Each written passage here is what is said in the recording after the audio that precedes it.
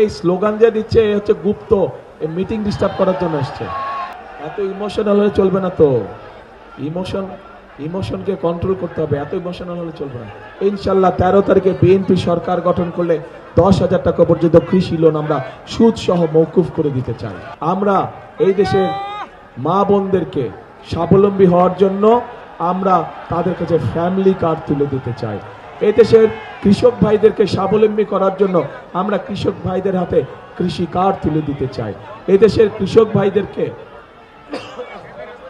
সহযোগিতা করার জন্য এই মুহূর্তে 10,000 টাকা পর্যন্ত যাদের কৃষি লোন আছে, ইনশাল্লাহ 13 তারিখে বিএনপি সরকার গঠন করলে 10,000 টাকা পর্যন্ত কৃষি লোন আমরা সুদ সহ মওকুফ করে দিতে চাই। আমরা শুধু এই কাজগুলো নয়, এই কাজগুলোর পাশাপাশি আমরা মানুষের ঘরে ঘরে, বিশেষ করে মা বোন এবং শিশুরা যাতে ছোটখাটো অসুখ বিসুখের চিকিৎসা ঘরে বসে করতে পারে, সেই জন্য আমরা ধীরে ধীরে তাদের দোরগোড়ায় চিকিৎসা সেবা পৌঁছে দিতে চাই। একই সাথে আমরা আরেক শ্রেণীর মানুষের জন্য ব্যবস্থা করতে চাই, সম্মানের ব্যবস্থা করতে চাই। এই বাংলাদেশে আমাদের এই সমাজে আমাদের মসজিদ মক্তবের খতিব সাহেবরা আছেন, ইমাম সাহেবরা আছেন, মুয়াজ্জিম সাহেবরা আছেন। এর বাইরেও অন্য ধর্মেরও যারা বিভিন্ন ধর্মীয় ব্যক্তি আছেন, ধর্মীয় গুরু আছেন, এই সকল মানুষদের কাছে আমরা তাদেরকে সরকারের পক্ষ থেকে প্রতি মাসে সহযোগিতা একটি সম্মানের ব্যবস্থা করতে চাই।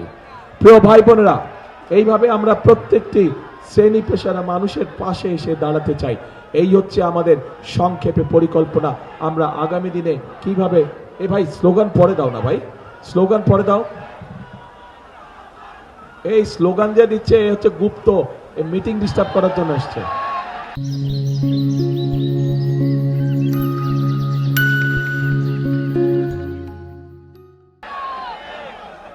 গুপ্ত